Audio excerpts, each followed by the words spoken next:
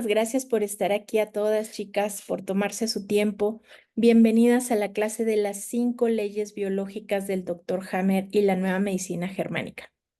Antes de empezar, quisiera comentar porque me escribieron en el chat si esta información era para gente que ya tuviera conocimiento o si ya tuviera pues algún avance en esta información.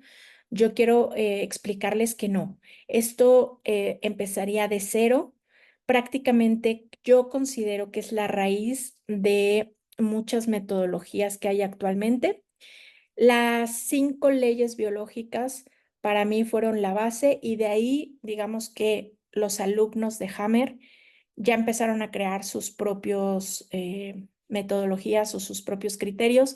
Por eso es que hoy en día vemos biodescodificación, descodificación biológica y otros términos que la verdad es que cada quien le va poniendo pues de su propia cosecha, porque lo van mezclando y yo creo que es muy importante que esto ocurra, porque al final cada quien tendrá su propio criterio para ver hacia dónde se dirige, qué maestro le mueve un poquito más o le deja mejor contenido.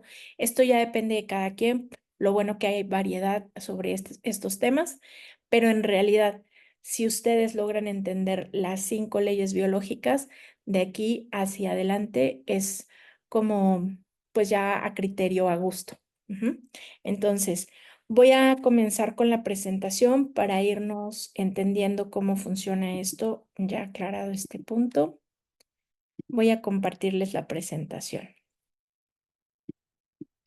Bien, estas son las 5 leyes biológicas de la nueva medicina germánica y bueno, vamos a conocer un poquito de su historia. Bien. Todo comenzó por el doctor Gerd Hammer, no sé si lo pronuncio bien porque es alemán, es un médico alemán. Él propuso una nueva forma de entender la enfermedad basándonos en un enfoque biológico y emocional. La historia del doctor Hammer comienza a finales de los 70, cuando su hijo Dirk sufre un fatal incidente. Ya les contaré un poquito más adelante. Bueno, quiero presentarles una película que creo que de ahí pudiéramos ver un poquito más la historia acerca de cómo ocurrió esto.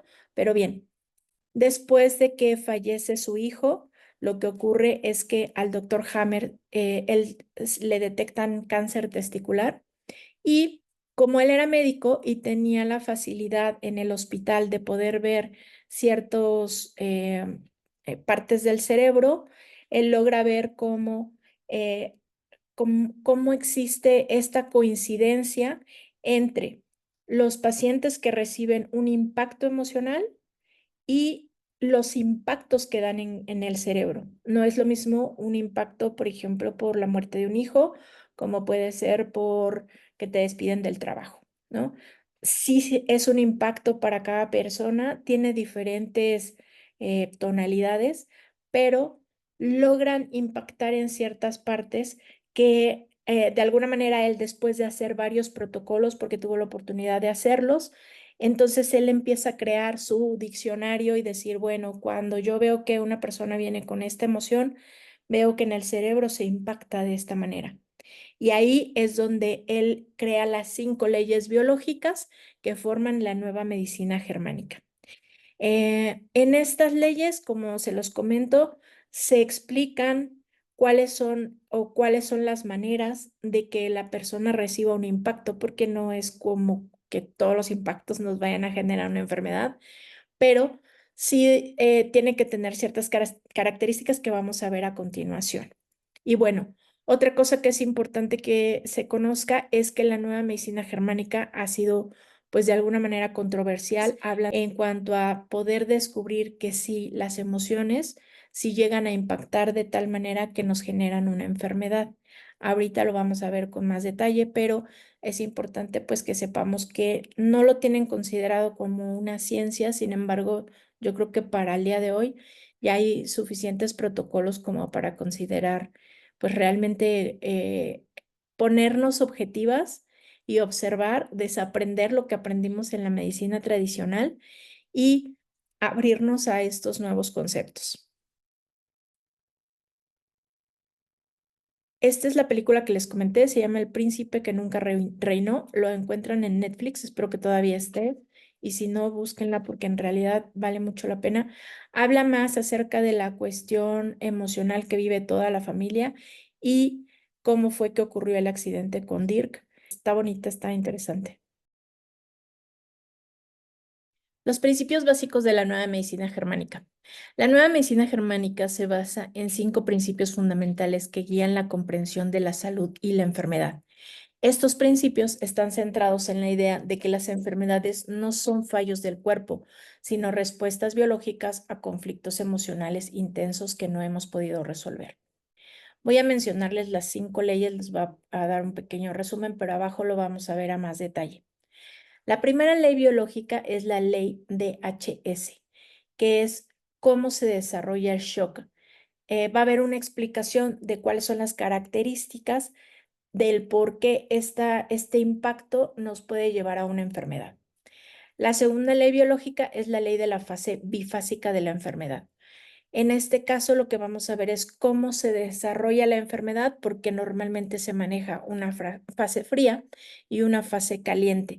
Las vamos a poder comprender para ver cómo no, en dónde está el conflicto. La tercera ley biológica es el sistema ontogenético de los programas biológicos especiales.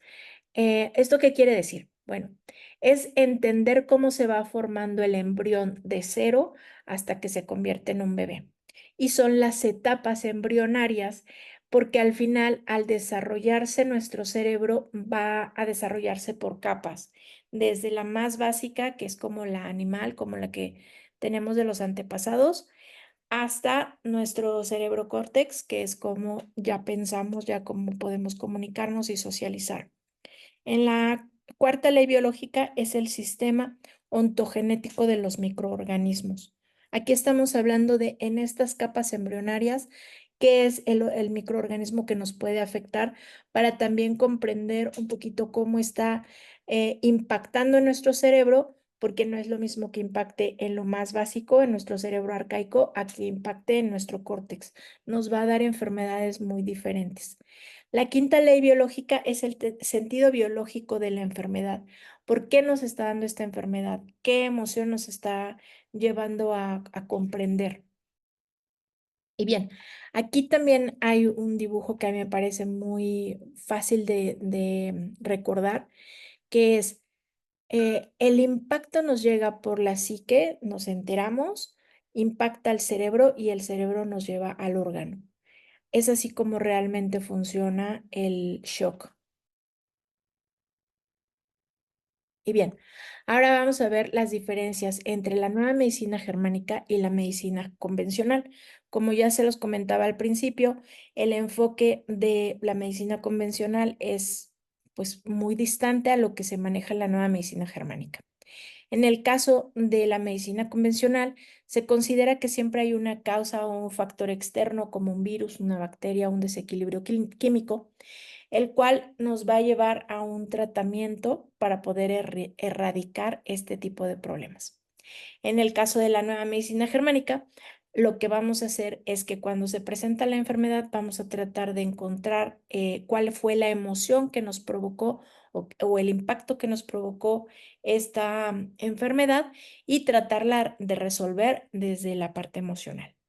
En el caso de la medicina convencional, pues normalmente se cura la gente con fármacos, medicamentos, cirugías y algún otro tipo de terapias que de alguna manera tratan de curar la enfermedad. En la medicina germánica sí vamos a tratar de curar la enfermedad, pero siempre visualizando antes de la medicación, siempre es el observar qué situación está pasando en nuestras emociones para poder presentarla y cómo la podemos, cambiar esta creencia que tenemos o este conflicto que tenemos para que no se vuelvan a presentar las enfermedades. Es muy importante que ustedes aprendan y consideren que cuando una persona está viviendo un proceso de enfermedad y llega con ustedes y les dice, oye, pues fíjate que me está pasando esto y quisiera que me ayudaras en la parte emocional, y ustedes le dan un consejo, en este caso, de acuerdo a lo que vamos a entender de la parte biológica, lo que vamos a tratar de hacer es pedirle a la persona que no deje a su médico.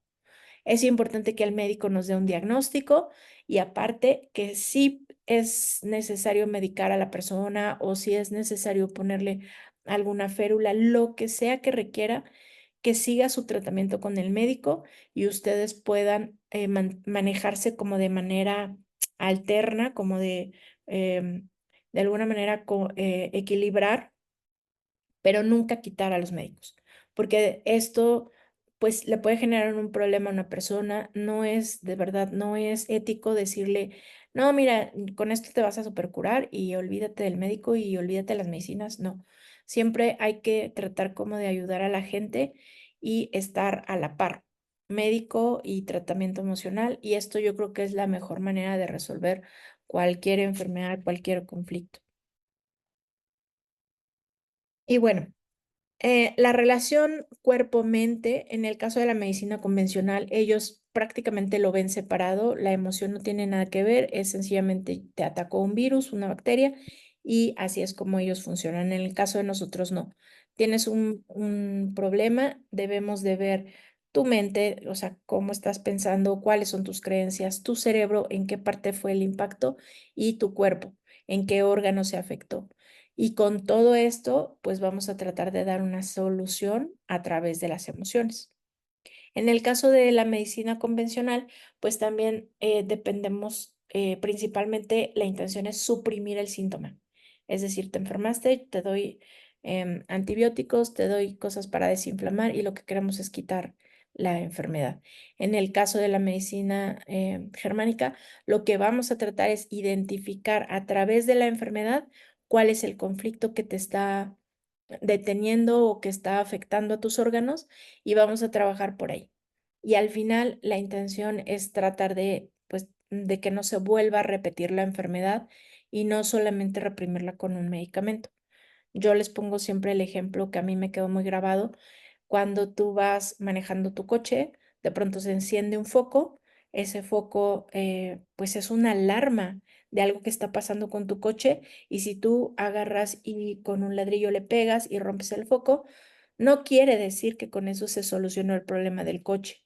Lo mismo pasa con nosotros. Si tenemos un dolor de cabeza y nos tomamos una aspirina, es como darle con el ladrillo al foco rojo porque de alguna manera decimos, bueno, pues ya se me quitó el dolor de cabeza, ya no tengo mayor problema. Y en realidad no.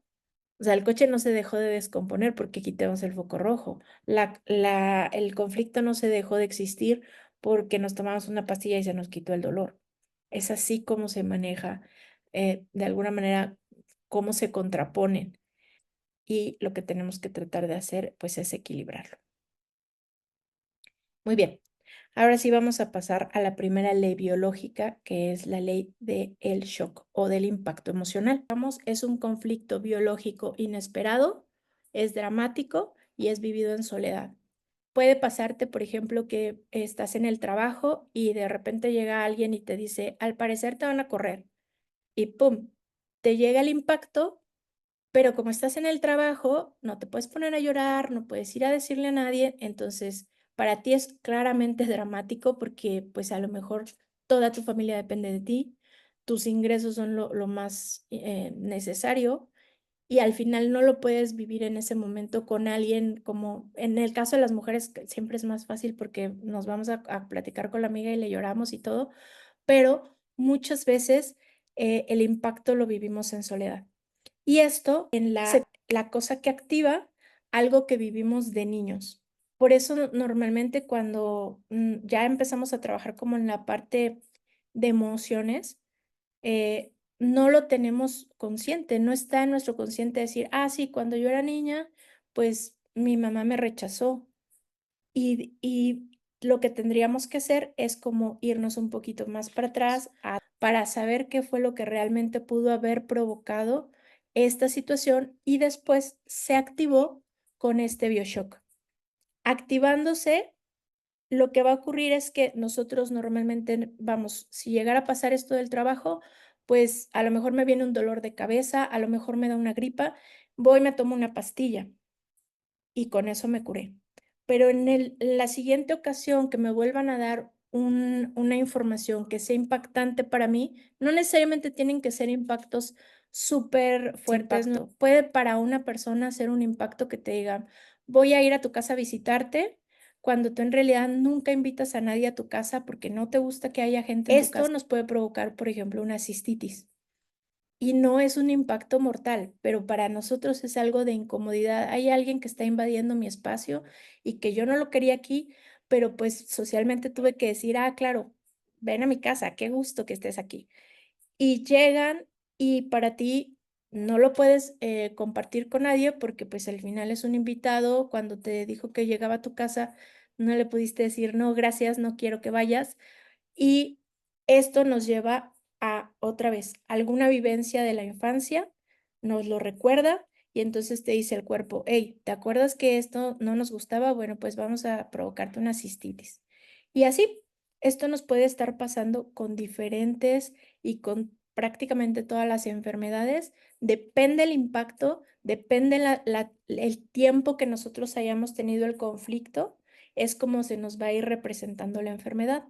Es decir, la cistitis me puede dar la primera vez. Después no va a ser una cistitis, tal vez va a ser ya una infección un poquito más grave y después si no lo, o sea, lo tratamos con medicamentos y no hacemos nada emocional, sencillamente va a llegar otra vez a nuestra vida alguien que va a invadir nuestro espacio y lo volvemos a vivir y lo volvemos a vivir y esto lo que nos va a llevar es que después se convierta en algo tan grande que el cuerpo ya no lo pueda procesar o cuando lo procese, pues nosotros ya no tengamos el órgano sano, se descomponga y puede ser que te lo quiten o puede ser que ya no puedas vivir. Entonces, la importancia de esta ley es empezar a observar estos bioshocks. Ok, cuando me dio gripa, antes de que me diera gripa, ¿qué fue lo que me impactó? ¿Qué hubo que se movió en mi vida?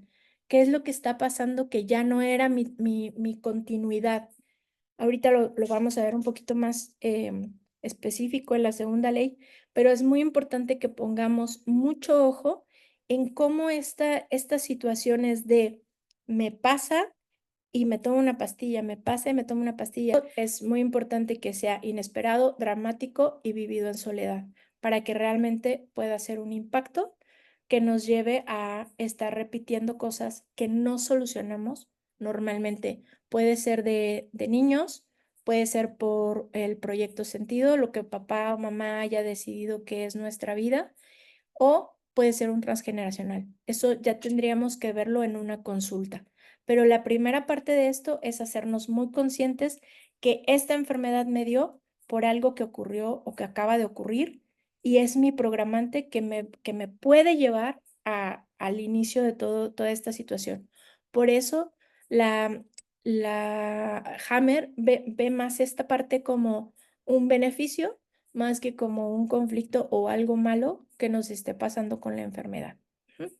Dice, el conflicto biológico ocurre cuando una persona enfrenta una situación inesperada, dramática, que no puede resolver de inmediato. Dice, un conflicto biológico muy común es el miedo a morir. Este conflicto suele afectar a los pulmones, ya que desde una perspectiva biológica, el miedo a morir se asocia a la necesidad de más oxígeno para vivir. El conflicto puede ser alguien que recibe un diagnóstico inesperado, que esto pasa mucho, lo puse como ejemplo. Muchas veces cuando uno recibe la información del doctor, por ejemplo, yo apenas tuve mareo y cuando llegué con el doctor me dijo, puede ser que sea un problema del cerebro. Y yo, me voy a volver loca, se me zafó el tornillo ya por fin, o sea, ¿qué pasó? Y claro que te da miedo, dices algo del cerebro, porque ¿qué me va a pasar? Cuando en realidad lo único que había tenido era un mareo porque hice un ejercicio muy fuerte y me moví las bolitas del oído. Tuve un mareo. Pero cuando el doctor te dice, no, pues es que estás muy grave y puede ser que te vayas a morir, ¿no? O tienes un cáncer, o tienes... Hay cosas que los doctores lo dicen porque ellos lo ven o te dan nombres muy raros. Tratar de escuchar mucho a los doctores, claro, es bien importante para la descodificación, es muy importante tener el diagnóstico, pero sí también es como importante que no nos dejemos llevar por las cosas que a veces escuchamos, porque eso va a afectar directo al pulmón. Por eso muchas veces la gente, por ejemplo, entra al hospital normalmente entras al hospital, te ponen suero, tienes mucha agua en el cuerpo y de pronto te dan un impacto que te afecta al pulmón y se te llena de agua los pulmones. Entonces, estas cosas son las que tenemos que evitar porque mayormente nos pueden pues crear algo peor que lo que realmente nos pudiera estar pasando y que a lo mejor si el doctor nos dijera, bueno, sí, pero tienes un tratamiento que te va a solucionar. Eso tal vez nos ayudaría, pero normalmente los médicos de pronto son como muy están en su asunto y nos puede llegar a generar este tipo de impactos, ¿no? Entonces dice, alguien que recibe un diagnóstico inesperado y aterrador de una enfermedad grave puede experimentar un miedo intenso a morir. Y entonces, pues, ¿qué pasa? Pues que normalmente ya no la libramos por este miedo. Ujú. Entonces, este miedo activa un programa biológico en los pulmones donde las células comienzan a multiplicarse, que es la hiperplasia, lo que puede resultar en un crecimiento tumoral. O, por ejemplo, cerramos los túbulos colectores renales y eso hace que se nos llenen de agua, porque guardamos el agua. Y entonces eso se va a los pulmones y bye, ¿no? Entonces tenemos que tener mucho cuidado con esto. Dice, esto es la forma en que el cuerpo busca mejorar la capacidad de absorción de oxígeno para enfrentar el miedo.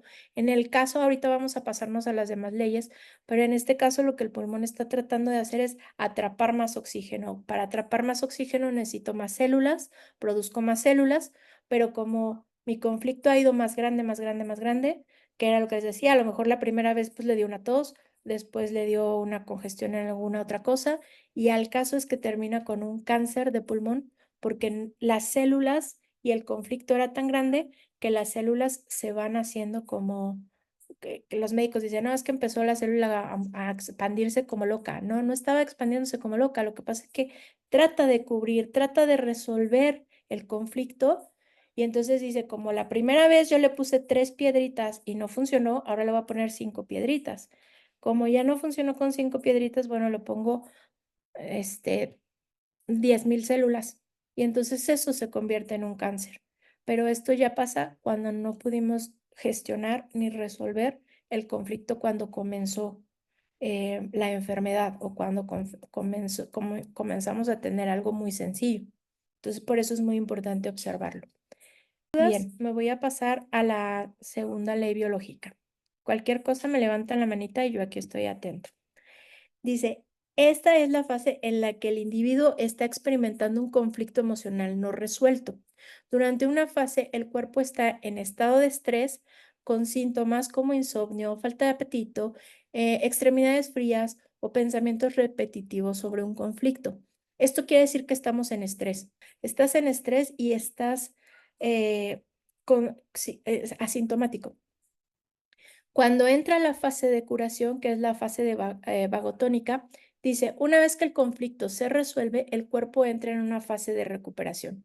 Aquí el sistema nervioso parasimpático toma el control y el cuerpo comienza a repararse.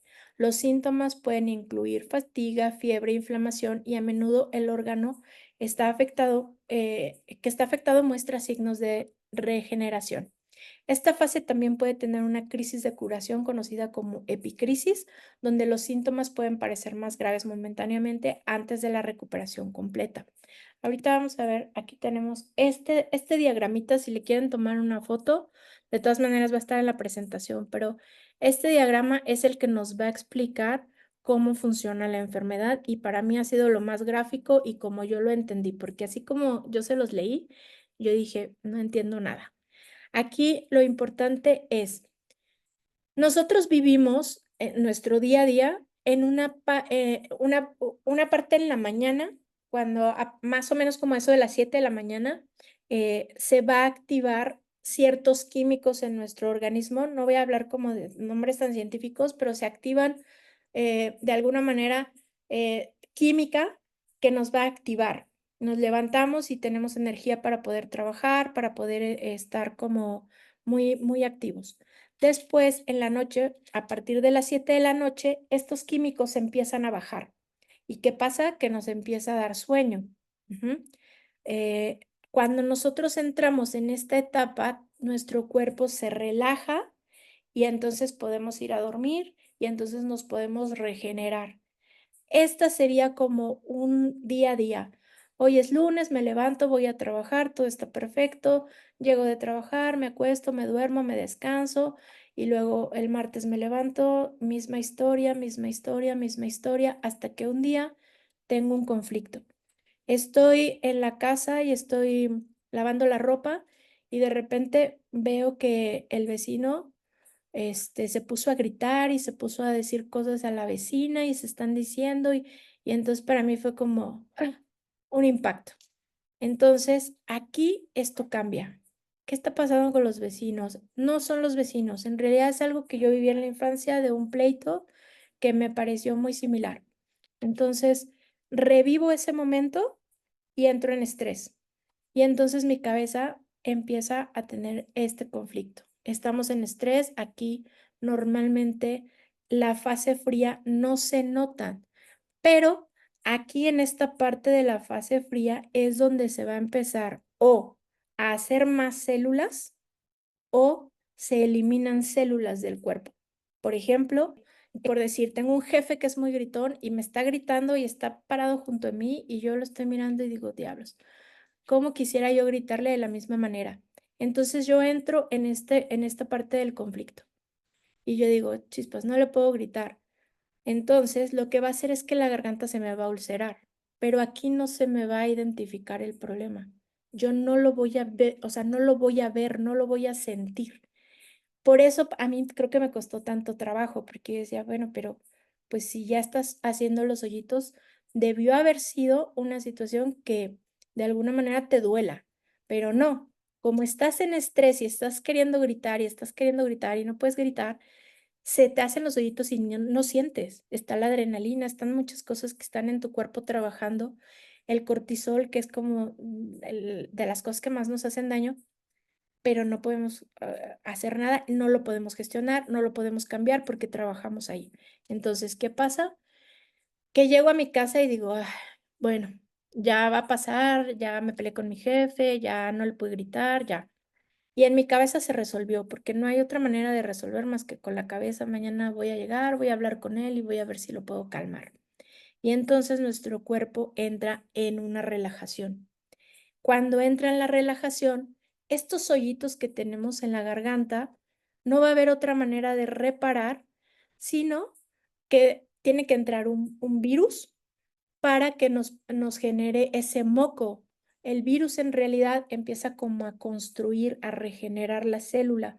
Puede ser el virus, puede ser un hongo, puede ser algo, que es lo que empezamos con el y empezamos a escupir flema y empezamos a sacar cosas.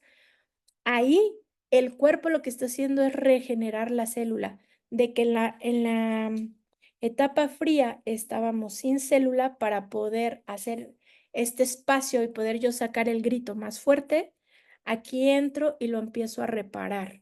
Y entonces aquí es donde normalmente está la enfermedad. Aquí ya les puedo poner uno de cuando se aumenta la célula. Por ejemplo, cuando tenemos el hígado graso. El hígado graso en la etapa fría se genera más célula. El hígado está normal y tú empiezas a pensar, no tengo dinero, este mes no voy a alcanzar a pagar la renta, ¿cómo hago para pagar? Diablos, y entonces estamos aquí. Y aquí no se nota nada. Cuando lo venimos a ver es cuando nos detectan que tenemos hígado graso, porque tenemos un exceso de célula en el hígado. ¿Para qué? ¿Para qué tenemos la intención de producir grasa en el hígado?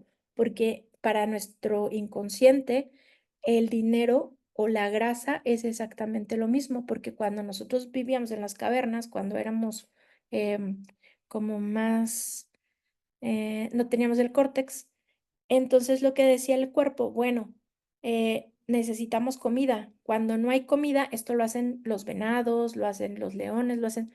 Cuando no tienen comida, lo que hacen es que empiezan a generar mayor célula y hacen que su hígado sea más grande para hacer una reserva porque no hay comida. Cuando llega la comida, entonces el hígado del león o del venadito se disminuye y ellos pueden seguir su vida normal.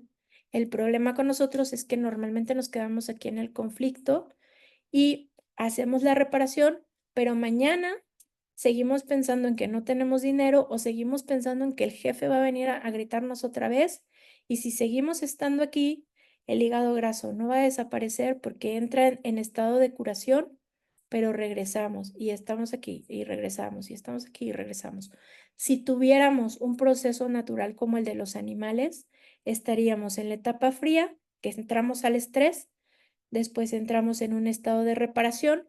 Aquí esto pasa normalmente en la madrugada, 3 de la mañana, que es cuando a veces empeoramos, que la gripa cada vez está más, em, como que el malestar de la gripa cada vez es más intenso, y aquí es donde estamos reparando un poquito más, porque la temperatura se eleva, porque la inflamación normalmente está en la fase caliente y por eso le llamamos fase caliente, porque es cuando se nos inflaman las cosas. La inflamación no es otra cosa que una manera de mantener detenido al cuerpo. No te muevas.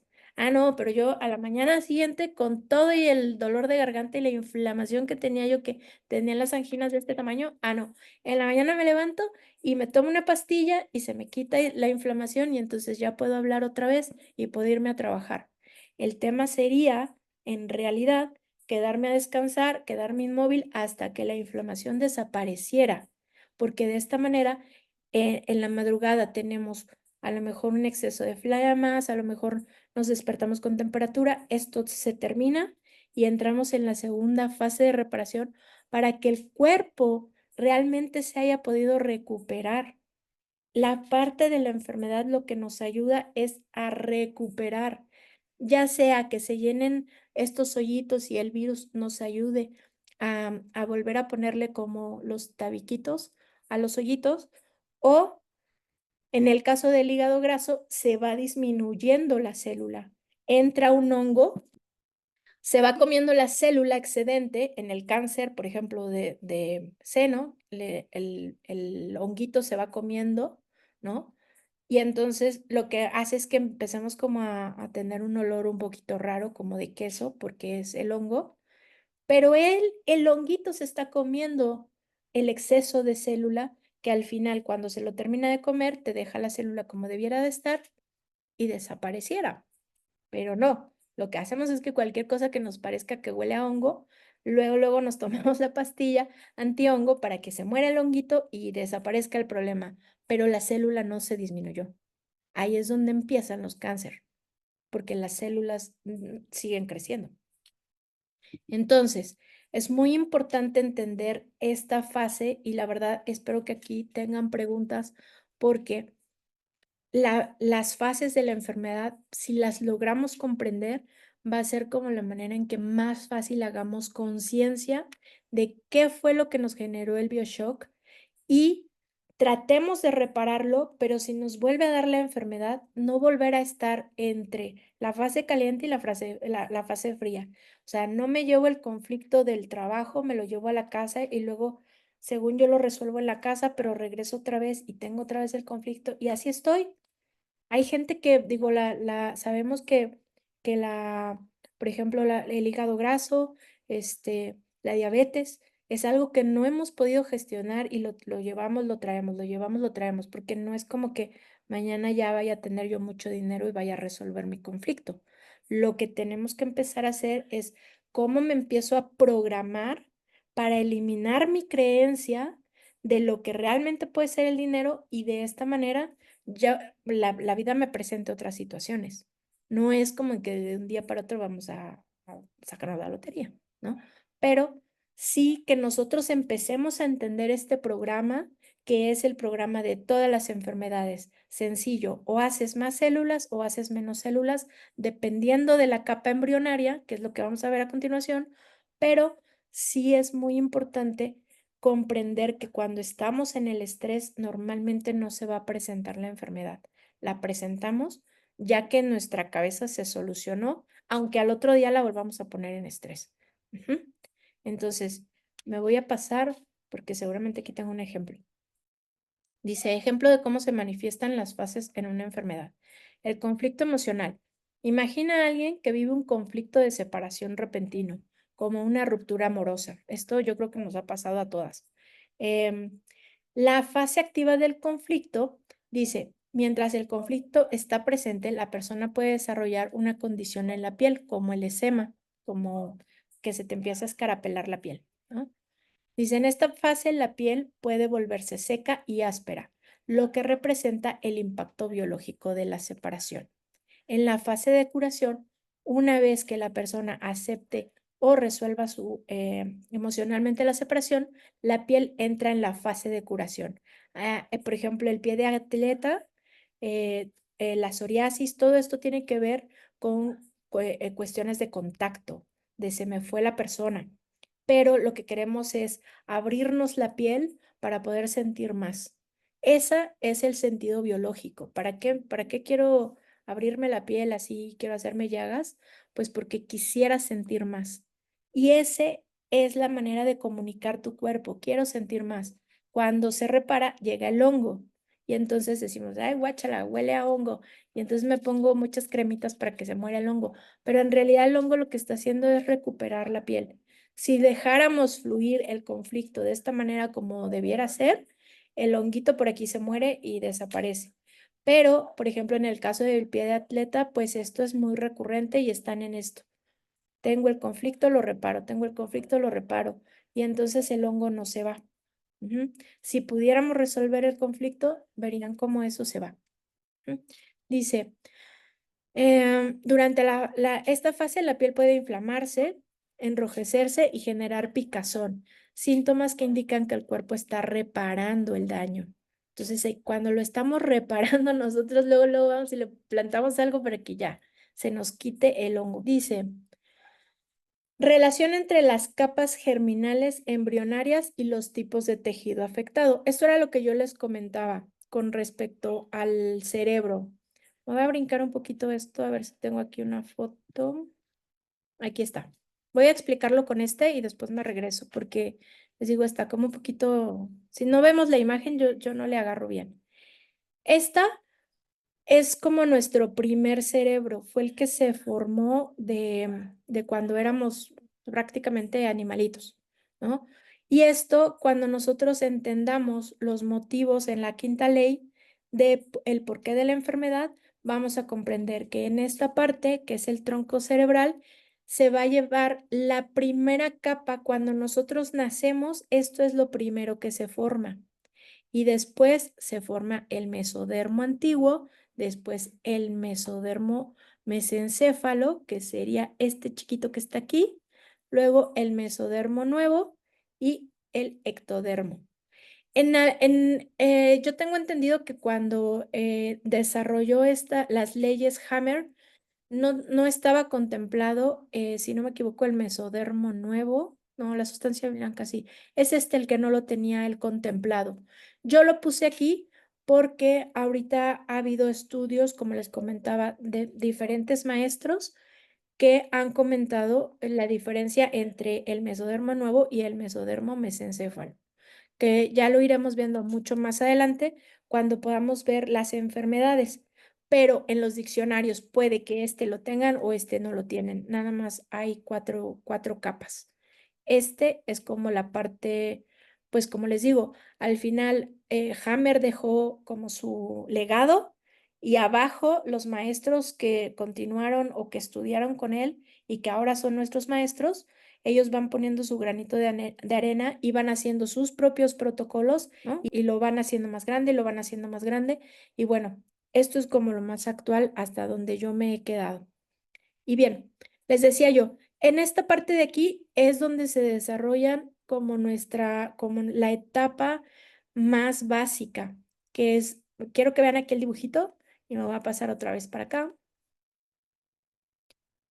Aquí, que sería el endodermo. Dice, controlado por el tronco cerebral, que es ese pedacito. Dice, los órganos que derivan del endodermo incluyen principalmente aquellos relacionados con la supervivencia básica, como el tracto digestivo, los pulmones. Dice, los conflictos biológicos asociados suelen ser de tipo de supervivencia, como el miedo a morir, la falta de alimento. Durante la fase activa de estos conflictos, los tejidos reaccionan mediante hiperplasia, crecimiento celular. Es muy importante que empecemos a darnos cuenta porque en cada capa algunos van, como les decía, a producir célula y otros van a quitar célula. Entonces, en el caso del endodermo, siempre va a haber un crecimiento de célula. Ejemplo, un cáncer de pulmón como respuesta biológica al miedo a morir. Esto también puede pasar como un cáncer en el estómago. Después está el mesodermo antiguo, que lo vamos a ver otra vez en el dibujito para que no se me pierdan, que sería este. Ujú. Cuando los animales ya empezaron a tener seguridad en la comida, pues lo que siguió fue la protección y el sustento. O sea, ya después de que tú cubres tu necesidad de alimento, lo que sigue siempre vas a tratar de cubrir tu protección y tu sustento. Entonces, el mesodermo antiguo, que está controlado por el cerebelo, dice, este grupo incluye tejidos que proporcionan protección y sustento como las glándulas mamarias, el peritoneo y aquí no es es la pleura, o bueno, yo la conozco así. Eh, Dice, los conflictos asociados son de protección o de ataque. En la fase activa del conflicto se produce crecimiento de células. Dice, en esta área, para reforzar la protección, ejemplo, un tumor en las glándulas mamarias como respuesta a un conflicto de protección. Normalmente la gente que tiene cáncer de mama y que está sobre la glándula, porque también están los conductos, pero los conductos tienen otro conflicto que no es del mesodermo antiguo. Pero lo que normalmente sucede cuando a las mujeres les llega a dar cáncer de mama es porque están tratando de proteger algo, que pueden ser sus hijos o puede ser cualquier cosa que represente para ellos esta manera de proteger hijos. Puede ser un negocio, puede ser a una hermana, puede ser una prima, puede ser una amiga. Si tú decidiste que esa persona para ti representa a alguien que puede, en este caso, por ejemplo, pasa mucho con el transgeneracional, uno llega y le pone, esta se parece a mi abuela o a mi tatarabuela, y de pronto a esa persona le pasa algo, entonces nosotros podríamos desarrollar un cáncer. Obviamente esto va a depender de cómo lo vivamos, pero si lo vivimos como lo platicamos en la primera ley, que para nosotros signifique un bioshock con esa persona, entonces lo que va a ocurrir es que a nosotros la célula se nos va a empezar a multiplicar para poder dar a la otra persona lo que nosotros llamaríamos protección, que en el caso de lo arcaico, pues es como dar leche. Con la leche, pues tú protegías a tu bebé de muchas cosas. Entonces, por eso normalmente cuando la gente tiene cáncer en las mamas, tiene que ver con protección o con sustento, como el tratar de alimentar al otro, de nutrir al otro, ¿no? Que esto ya si lo empezamos a mezclar con la numerología, la verdad es que si ustedes empiezan a ver las etapas con los números, también les va a gustar muchísimo, lo van a poder implementar y van a entender muchas cosas de cómo funciona la enfermedad de acuerdo pues, cómo venimos programados, ¿no? Dice, el mesodermo de transición, que sería el que les decía que no está como muy contemplado, es este. Ajá. Dice, actúa como un puente entre el mesodermo antiguo y el nuevo. Sus tejidos responden a conflictos de ataque físico o vulnerabilidad. Este tejido reacciona aumentando el grosor de las capas protectoras, como en las membranas peritoneales y pleurales. Ejemplo, una capa protectora en el abdomen que crece para defenderse de un ataque físico percibido.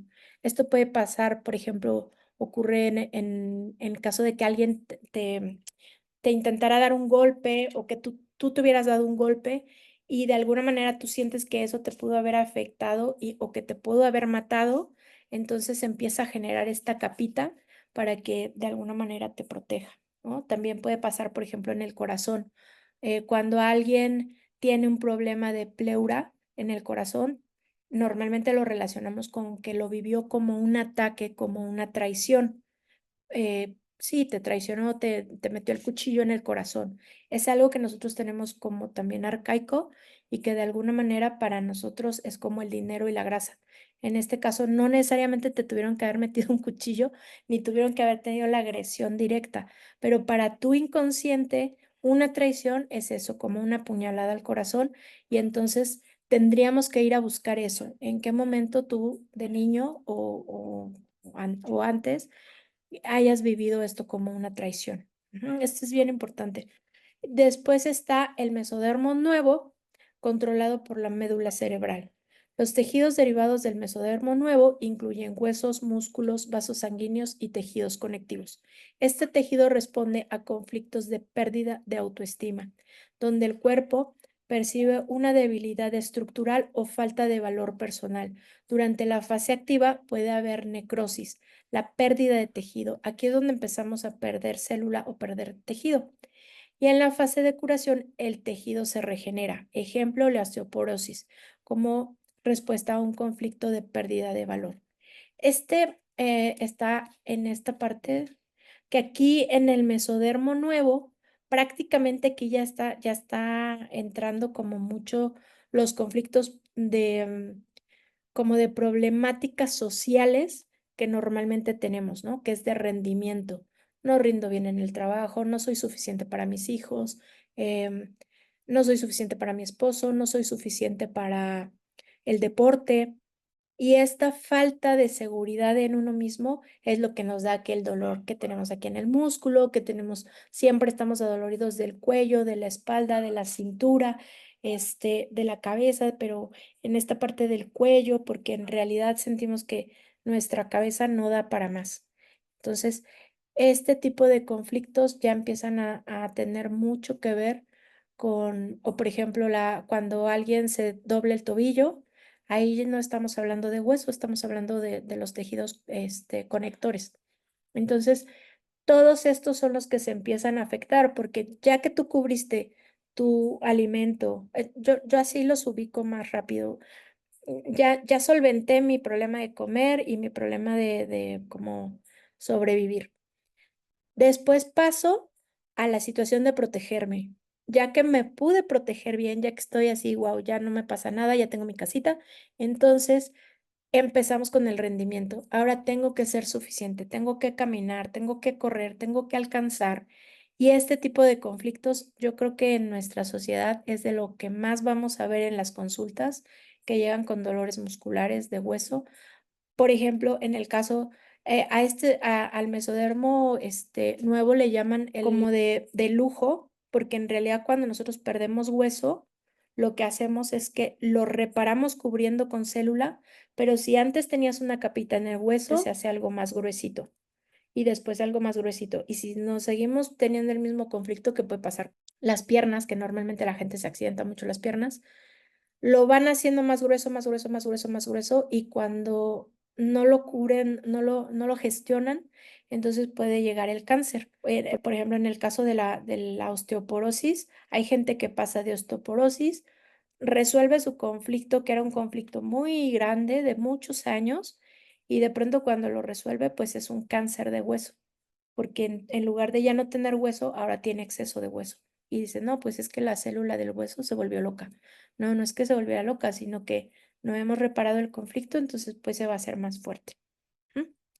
Y después tenemos el ectodermo, que esto dice, el ectodermo incluye tejidos como la piel, las glándulas sudoríparas, la mucosa de la boca, el sistema nervioso. Los conflictos biológicos relacionados suelen ser de separación, territorio o comunicación. Durante la fase activa puede haber ulceración o necrosis de tejido y en la fase de curación se produce inflamación. Ejemplo, la dermatitis, esemas en respuesta a un conflicto de separación. O como les comentaba, de territorio. Yo tengo una cistitis porque de alguna manera no quiero que me estén invadiendo el territorio. ¿Mm? Y el ectodermo, pues es prácticamente lo que tenemos en el córtex, que ya sería como la última capita que ya no se las enseñé, pero es esto rojo. Otra vez, ya que ya nos alimentamos bien, ya nos protegimos, ya rendimos, ahora vamos a ser sociales. Y es la última capa.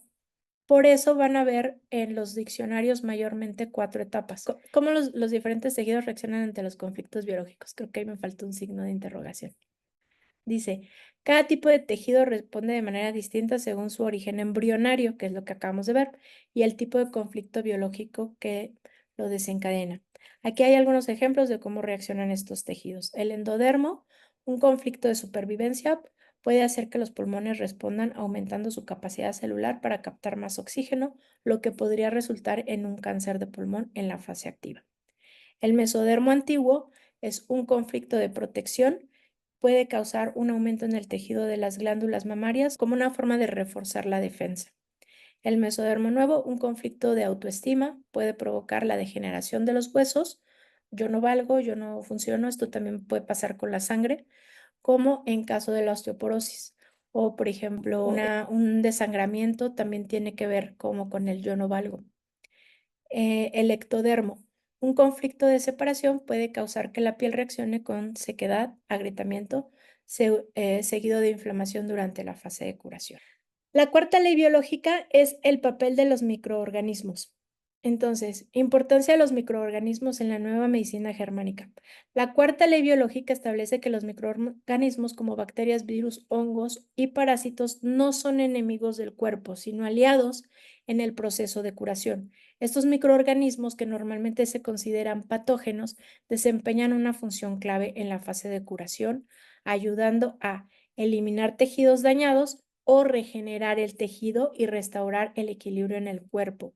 Según la nueva medicina germánica, los microorganismos actúan bajo la dirección del cerebro y son activados en la fase de curación de una enfermedad, después de que el conflicto biológico ha sido resuelto.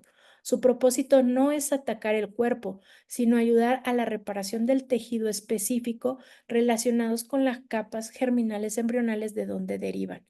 Esta parte a mí me la decían cuando yo tomé mi primer curso, que en un incendio ustedes fueran unos extraterrestres y estuvieran viendo la Tierra y ven un incendio y de repente dicen: "Chispas, en este incendio hay unos monitos chiquitos que echan agua".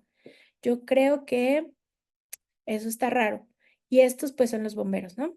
Luego, una casa y ven que la casa está en llamas y ven a los bomberos y dicen: "Chispas, creo que esos bichitos son los que están provocando los incendios", porque los ven en todos los incendios que ven en todo el mundo, ven que hay gente chiquita echando agua, entonces eso debe de ser el problema. No es que haya habido alguien que dejara el gas prendido en la casa, sino que como en todos los lados encuentran a los bomberos, entonces el problema no es el fuego, el problema son los bomberos que crean el fuego. De esta misma manera, y a mí se me quedó muy claro en eso, es como nosotros vemos a los bichitos, como algo que en realidad están generando el problema y el médico te dice: "Tienes, gripa, antibiótico, hay que acabar inmediatamente con eso porque si no es gravísimo". Cuando en realidad el bichito te estaba curando, te estaba regenerando esos hoyos en la garganta o en los pulmones, estaban comiéndose, a lo mejor el hongo se estaba comiendo el problema y tú lo matas y después al rato no tenemos ninguna defensa, ya nos acabamos toda. No sé si han visto que también en Netflix ahora hay una es un documental que habla acerca de la probiótica del estómago y lo importante y lo relevante que es, y nosotros con todos los medicamentos les damos baje y arrasamos con bueno, pues tratemos de cuidar a nuestros bichitos y si nos da una gripa y la podemos pasar, a lo mejor, si quieren, si te tomas algo para desinflamar, algo para el dolor, porque pues al final no es tampoco que seamos los mártires del planeta y podemos como dejar que esto pase, pero de alguna manera lo que nosotros estamos tratando de hacer es cuidarlos para que ellos se coman o, produzcan estas cosas que nos hacen falta en el cuerpo. Por eso es tan importante entender esta parte de las leyes. Bien, como les decía, no todos los microorganismos están en todas las capas. Entonces, en el endodermo, que es como dijimos, es nuestra primera parte, nuestro reptil, dice, controlado por el tronco cerebral. Les digo, en los diccionarios van a encontrar mucho eso. Está en la capa del endodermo o en primera etapa. Entonces, ahí lo que se desarrolla son los hongos y las bacterias antiguas. En los órganos derivados del endodermo, como en el sistema digestivo y los pulmones, los microorganismos ayudan a descomponer el tumor. ¿Se dan cuenta qué importantes son los honguitos? O el tejido celular excesivo que creció durante la fase activa del conflicto. Una vez que el conflicto se resuelve, estos microorganismos eliminan el tejido sobrante, facilitando la reparación. Y nosotros, en cuanto vemos un hongo, cuello. Esto no debe de ser así, de verdad, ténganlo muy en cuenta. Dice, el mesodermo antiguo, controlado por el cerebelo, aquí lo que hay son bacterias con microbacterias. Ajá, entonces en la primera etapa tenemos hongos, en la segunda, en el mesodermo, vamos a tener bacterias. En los tejidos protectores como las glándulas mamarias o la pleura, las bacterias ayudan a descomponer el crecimiento celular que se produce en la fase activa del conflicto. Esta descomposición permite que el cuerpo vuelva a su estado natural. En el mesodermo de transición, que está controlado por el cerebelo y el tronco cerebral, lo que hay son bacterias específicas. Ayudan a reducir y eliminar cualquier crecimiento excesivo de tejido protector que se haya formado como respuesta a un ataque percibido. Estas bacterias facilitan la restauración de tejidos en las membranas pleurales y peritoneales. El mesodermo nuevo, controlado por la médula cerebral. Aquí estamos ya en hueso. Bacterias que fomentan la reproducción de tejido óseo, muscular y conectivo.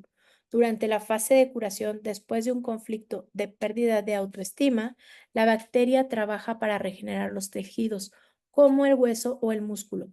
En lugar de atacar el cuerpo, su trabajo es restaurar el equilibrio perdido. Ujú. Y en el ectodermo, que está controlado por la corteza, por el córtex, vamos a encontrar ahí los virus y algunas bacterias.